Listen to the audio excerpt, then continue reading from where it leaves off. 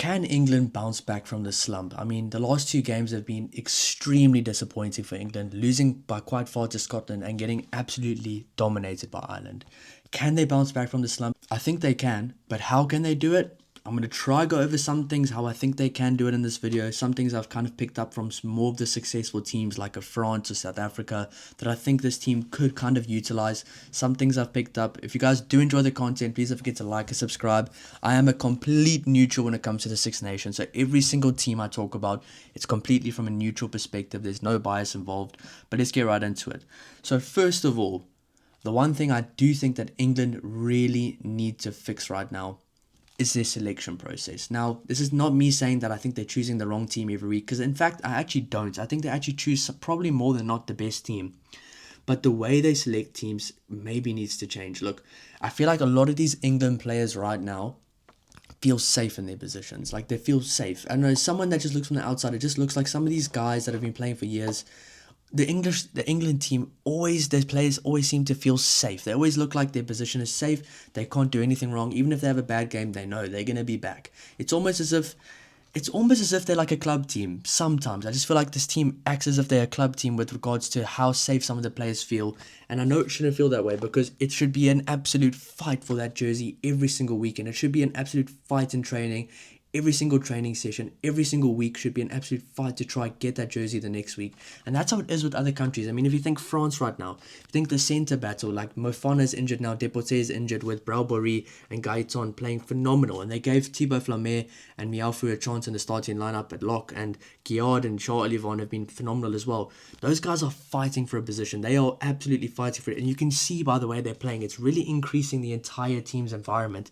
Same probably goes for Ireland, the way they played against England. I mean, if you think there's guys that had question marks over their head, the likes of James Lowe when he played against, was it the week before against Italy, and he had a phenomenal game. Balogun came in, but they were still looking at other guys as well. Same with Sam Prendergast and Jack Crowley. Guys really fighting for a position. But if you look at England right now, obviously I do think George Ford is the right guy to take them forward, but it just seems like they don't have anybody really fighting for a position. Like Maury Itoje's jersey is going to be his forever until he decides the day he's done. Or the likes of a Alex Mitchell or a George Ford, they're going to be there until they retire, and they're going to be the guy in that jersey, the guy in that position. That's just how it is. Where instead of doing that, they could rather build up a lot more internal competition, or guys actually playing for the jersey by when they do play bad, drop them. Obviously, that sounds bad, because yes, I still think George Ford's the guy to go forward. And I'm not saying drop him for a whole season. But then if a guy's having a bad performance like that, rather give a guy like Finn Smith a start or Marcus Smith a start, see what they can do. Yes, you probably will have a better chance of winning with a guy or a group of guys that want to win a bit more than guys that are kind of going through the motions a bit. So that's just something I've realized. They could maybe change the selection process to make the way they play a bit more competitive, because guys seem to be going through the motions a bit. Number two on my list, no unpredictability. This England team right now seems to be playing with no unpredictability. It's almost as if they have to play to the structure, and if they don't play to the structure, they're going to get in trouble. It seems that way. I know it sounds like a schoolboy thing to say, but it seems like this team right now have no unpredictability. They struggle to play in open play. They struggle to play when it comes to their natural ability. The only guys that really seem to do well in those situations is the likes of a Tommy Freeman, Feo Bosso when he's not injured, Marcus Smith as well. The other guys really are struggling with that right now. It's like they have to play to structure. When they get the ball, they have to play to the edge. They have to play this. And yes, that's the way they coach. That's the way they've probably brought up in England. I mean, I've played rugby in England a little bit as well. And I can tell you from perspective of playing in South Africa and playing in England, they are completely different. Where in South Africa, when you kind of start your training season or your pre-season, or you kind of start your training, it's more focused on kind of getting your natural ability good and honing in on that natural ability of playmaking under unpredictable circumstances where you don't know what's in front of you. Where in England, it's kind of get into your structures, do this in that scenario, do this and do that. That's just the one thing, as a person that's played in both England and South Africa as well, I really did realize a big difference. And I'm not saying it's wrong, because they've won a World Cup before. They've made World Cup finals 3 times now, or probably more down the line in their history. But they're a very successful team. But I think right now this team is playing with a bit too much unpredictability, and they kind of are going through the motions of their structure a lot. And when I do say going through the motions, it kind of does mean as well, like the way they carry into contact, the way they're tackling. A perfect example is that Ellis Genge missed tackle on Caelan Doris. That was so terrible from him. Obviously, he's the one guy on this team that actually sometimes does play with a bit of intent. But see, those are the type of mistakes that shouldn't even be happening. That should be like a non-negotiable. And I think, imagine if you were to bring in a completely, like if you were to bring in a Max Ojomo with a Ollie Lawrence, with a Finn Smith for one game, how would the other guys that got dropped for that one game react the week after? It would be a completely different reaction from them, from the likes of a George Ford and a Fraser Dingwall. Or if you sent off 1 week, you dropped Henry Arundel and you brought in someone else in that position, how would he play the week after? Or you started Marcus Smith at fullback or a Furbank, how would Freddie Stewart play the week after? Or you dropped Ellis Gench to the bench for one game. The week after, they would all pitch up because they know that their position's on the line. But right now, these guys are kind of playing in a way that they know the position isn't on the line. They know that they're safe. So that's just something I've been realizing with this England team as well. Also, captaincy. I do think Maury Itoje is probably the main leader in the team. He is the captain of the team. But making him the official captain could be a burden to him. I think Maury Itoje is the kind of player like Eben Etzebeth. You don't want them to be the captain on the day because you want them to be pests. You want them to be in the people's faces. Maury Itoje plays his best rugby when the opposition fans are fed up of him, when they don't like him on the day because he's being annoying to them. Everything he's doing is annoying. That's when he plays his best rugby. When he has to be the captain, when he has to kind of make sure his relationship with the ref is okay and all this stuff, he doesn't play the same type of rugby. He doesn't have the same type of impact. Now, I have been seeing a lot of people say that probably he should get given a sabbatical.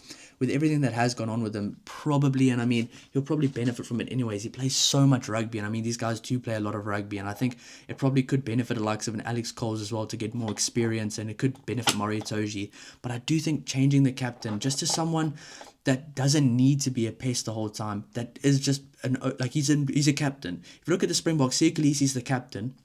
But if you think of the times they've won the World Cup, Dwayne Vermeulen was a huge leader in that team. Eben Etzebeth was a huge leader in that team. JC Kriel was a huge leader in that team. If you think for France, Antoine Dupont's the captain, but Charles Olivon's captained the team before in the World Cup. If you think the likes of Thomas Ramos, probably tells Antoine Dupont what to do sometimes as well. But Thomas Ramos is never going to be the captain because he needs to be the kind of guy that's a pest to the other people. And Eben Etzebeth needs to be the type of guy that's a pest to other people as well. So it doesn't make sense having a guy like that as captain. But that's just what I think.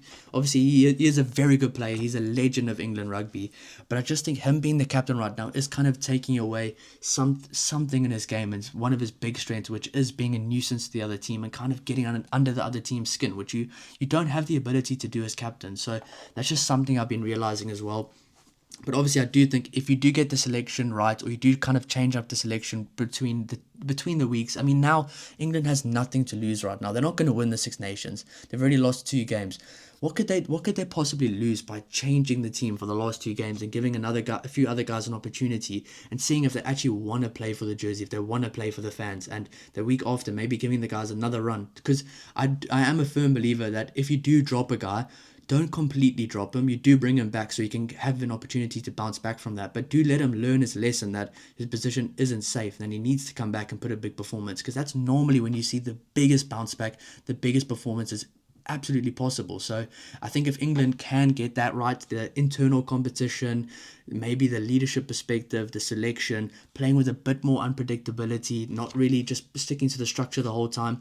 And I have no problem that England kick. In fact, I think kicking in rugby can make a team so successful when done right, and I think England does it very well. But when the opportunity does come, where they have a line break or it's an overthrow at the line out, they just seem to not know what to do. It's almost like they go to this default thing of, okay, well, now we need to get into our structure. Not this thing of, or now we need to be scoring a try. Now we need to be absolutely desperate. Now we need to make sure that this team doesn't get anywhere near us. Like, it just seems like they're lacking that recently. But I don't even think they really were having that when they were winning all their games. I just think their structure was working out for them and stuff. But it has kind of come back now to bite them later on, where I think these are the things kind of creeping in that were probably lingering issues that people didn't realize. But I mean, I have a lot of confidence in this England team, especially as a neutral. I think they can beat Italy. And they can give France a very close game if things click for them. It's a very good England team. They've won a lot of games, but I think there's some areas where they can fix. And I'd like to see some players that honestly deserve to call up to the squad, that got the call up. I'd like to see them get capped, or I'd like to see them get given opportunities, because that's the only way you can really build that competition and that fire throughout the team to get better all around going forward. So that's just what I've been seeing. But if you guys do agree, let me know in the comments down below. If you disagree, let me know as well. I know that was a bit of a rant, but massive week for England next week. Italy game is going to be a very tough test in Italy. That's going to be a very good game. But I will be doing a video of who I think England should pick and who I think they probably will pick for the upcoming game. That'll be coming out, I think, on Sunday, so stay tuned for that one, England fans, and we'll see you in the next one. Cheers.